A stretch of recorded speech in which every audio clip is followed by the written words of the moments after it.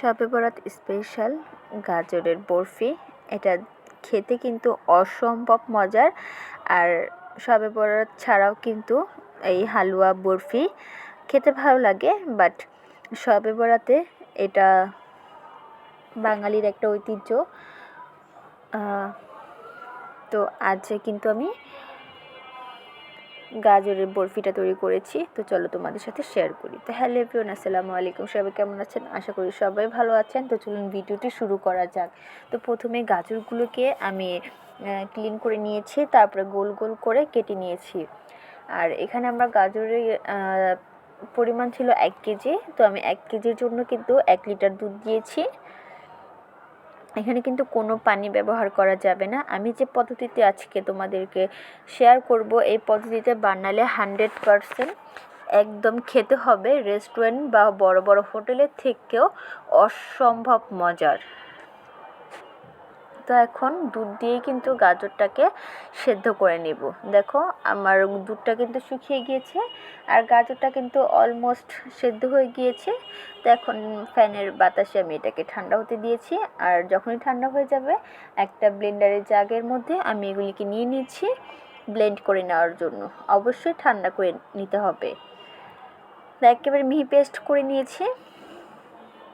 Paste হয়ে গেলে এখন আমি সরাসরি রান্নায় প্রসেসিংয়ের জন্য চলে যাব।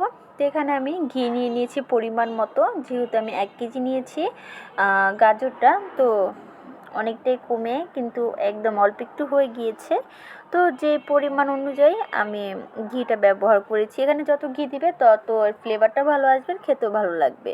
তো আমি কিন্তু একটু পরিমাণের থেকে একটু বেশি দিয়েছিলাম। তারপরে একটু গরম মশলা, এলাচ আর তেজপাতা দিয়ে ভালো করে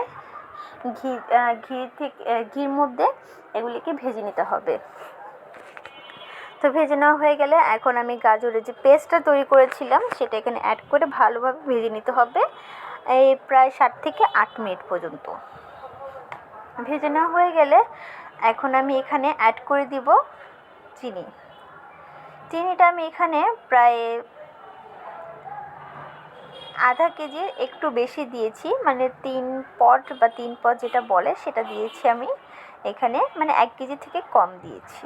আমার মিষ্টিটা ভালো লাগে, তোমরা যে যার অনুযায়ী মিষ্টিটা কমিয়ে বাড়িয়ে নিতে পারো। তো চিনিটা দিয়ে আরও 5 থেকে 7 মিনিট ভালোভাবে নাড়িয়ে চিনিটাকে গালানো পর্যন্ত অপেক্ষা করে নিতে হবে। যখনই গলে যাবে তখন এখানে দিয়ে দিব পাউডার মিল্ক। এটা দিলে ঘনত্বটা বাড়ে আর এই টেস্টটাও কিন্তু অনেক ভালো আসে।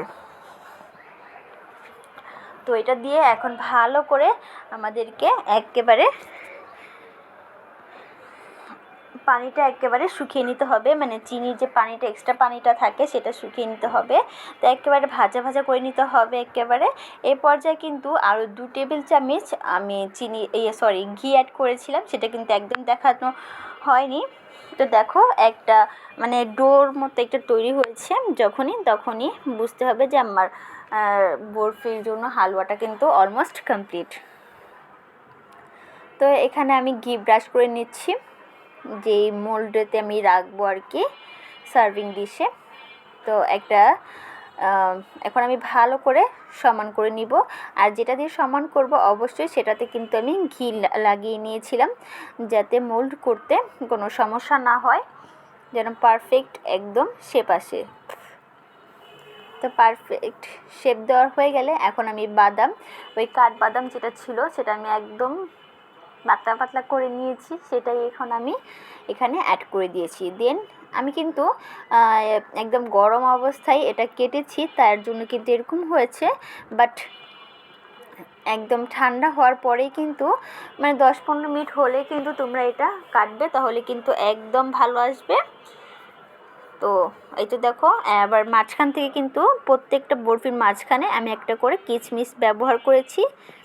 তো তোমরা চাইলে কিন্তু এভাবে একবার হলো ট্রাই করে দেখতে পারো। তো আজ এই পর্যন্ত, আবার অন্য কোনো ভিডিওর সাথে কিন্তু নিশ্চয়ই দেখা হবে।